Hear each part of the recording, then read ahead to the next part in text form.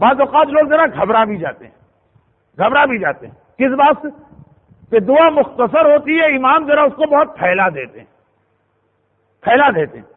تو اب ہوتا یہ ہے کہ کبھی کبھار کسی دعا کی ہم فضیلت بتاتے ہیں کہ بھائی آج ہم دعائے سماعت پڑھیں گے، اس کی اتنی فضیلت. جی آج ہم دعائے کمیل تو مشہور ہو گئی ہے اس لیے لوگوں کو پتا. آج ہم مثلا دعائے عرفہ پڑھیں گے، اس کی اتنی فضیلت. آج ہم دعائے ابو حمزہ شمالی پڑھیں گے، اس کی اتنی فضیلت کے شوق میں لوگ بیٹھتے ہیں. مگر اب جو دعا شروع ہوئی تو ایک گھبراہٹ ہوتی ہے کہ ختم کب ہوگی. کتاب اگر ہاتھ میں ہے تو ورق پلٹ کے دیکھے جاتے ہیں 4 صفحے رہ گئے کہ 3.5 صفحے رہ گئے. تو اب آدمی بعض اوقات سوچتا، کہہ بھی دیتے ہیں اب جیسے دعائے کمیل بظاہر 2 باتیں، گناہوں کی توبہ کرنا اور کچھ چیزیں طلب کرنا. اس کے لیے اتنی لمبی دعا ہے کہ 15 سے 17 منٹ لگ جاتے ہیں. اگر مجھ جیسا پڑھنے والا اور اگر مناسب رفتار سے پڑھنے والا تو آدھا گھنٹہ لگ جاتا.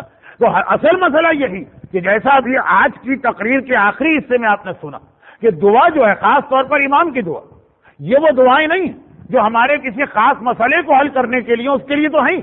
دعا کے حوالے سے وہ سارے پیغام بھی ہم کو دینا جو دعا کی فلسفی، وہ عقیدے بھی ہم کو مضبوط کرانا، وہ معرفت خدا بھی ہمارے دلوں میں پیدا کرنا، وہ تربیت کے پیغام بھی دینا، وہ ناممکن کو ممکن بنانے والی باتیں بھی سمجھانا. تو چاہے اگر پیغام اتنا سا ہو کہ اے خدا مجھے معاف کر دے، مگر اس کے ساتھ آپ دیکھیے کہ کس طرح سے دعا کے جو سائڈ کے فائدے وہ ان ساری دعاؤں میں بتائے جاتے ہیں.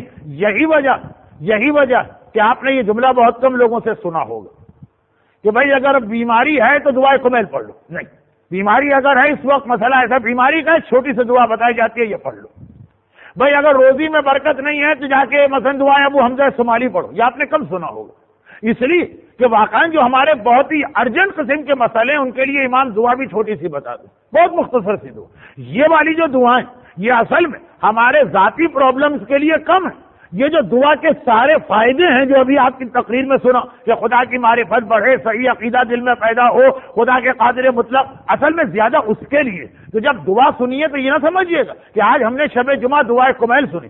آج یہ سمجھیے گا کہ اس شب جمعہ ہم نے پورے اسلامی عقائد کا ایک جائزہ سنا، ایک خلاصہ سنا، ایک سمری سنی، اپنے سارے عقیدے کو ہم نے ریفریش کیا. یہ گویا قسم کا کورس ہے. جو معصومین کی دعائیں ہیں ان کا سب سے بڑا مقصد یہ، اور جو ہمارے پرسنل میٹرز ہیں ان کے لیے قرض ادا کرنے کی دعا مختصر بتا دیں گے، ان کے لیے صحت کی دعا ایک مختصر سی بتا دیں گے، ان کے لیے مثلا روزی کی دعا ایک مختصر سی بتا دیں گے، حج کے لیے 1 لائن کی دعا ہوگی.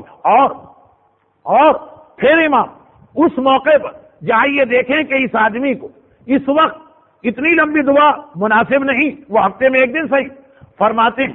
مفاتیح الجنان کے بالکل آخر میں جا کر ایک سیکشن ہے سپلیمنٹ، وہ آپ پڑھیے گا، اس کی شاید 3 یا 4 حدیث کہ امام نے کسی آدمی کو دیکھا کہ وہ اپنے پرسنل میٹرز کے لیے بہت ہی اہم جملہ سے میں عرض کر رہا ہوں، ہو سکتا ہے اس کی تشریح مجھے کرنا پڑے.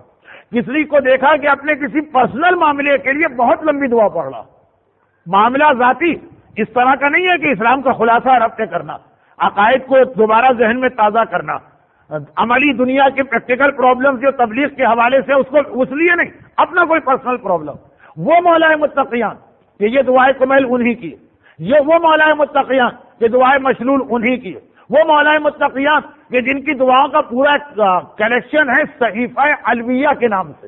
وہ اس کو روکتے ہیں اور منع کرتے ہیں، کہتے ہیں کہ اے شخص یہ مفاتیح الجناح کے آخر میں جو اس کے ملحقات ہیں، جو سپلیمنٹس ہیں، اس کی حدیث روکتے ہیں اور کہتے ہیں کہ جو اللہ لمبی لمبی دعائیں سن کے قبول کرتا وہی اللہ چھوٹی دعا سن کے بھی قبول کرتا.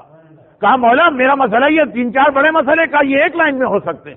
الحمدللہ علی کل حال واسأل اللہ من کل واستغفر اللہ من کل شر واسأل اللہ من کل خیر. اللہ کی تعریف ہر حالت، جتنے بھی میں نے گناہ کیے ان پہ توبہ کرتا ہوں اور جتنی اچھی چیزیں کائنات میں طلب کرتا ہوں. 3 جملے اس کو بتائے اور ایک روایت میں بس یہ مانگو گا. اگر اپنے مسئلے کے لیے دعا کر رہے ہو کہ جی ہمیں اللہ سے دنیا کی ساری اچھی چیزیں مانگنا تو دعائے کمیل کی ضرورت نہیں. اگر اس لیے دعا کر رہے ہیں کہ گناہوں کی توبہ کرنا، اسأل اللہ توبہ، ہاں سال میں ایک دفعہ شب قدر دعائے توبہ پڑھ لو، ہاں حج کے موقع پہ دعائے عرفہ پڑھ لو، ہاں شب جمعہ دعائے کمائے، لیکن وہ بھی دعائے توبہ کم ہے، معرفت دوسری زیادہ. تو جو اپنے مسئلے اس کے لیے دعا خود ہی مختصر رکھی. اور یہ والی جو دعائیں ان کے بہت سارے دوسرے فائدے ہیں. تو فلسفہ دعا میں اس بات کا خیال رکھیے گا اور اس اطمینان کے ساتھ ان دعاؤں میں شریک ہویا کیجیے گا کہ یہ فقط ایک عام سی دعا نہیں، یہ گویا ہم اپنی وہ ذمہ داری ادا کر رہے ہیں کہ ہر ہفتے اپنے عقیدے کو چیک کرتے رہتے ہیں، اس کو مضبوط بنا کے جاتے ہیں، کبھی بھی اپنی میموری سے اس کو نہیں نکلنے دیتے. یہ سب دعا کے سائٹ کے فائدے ہیں.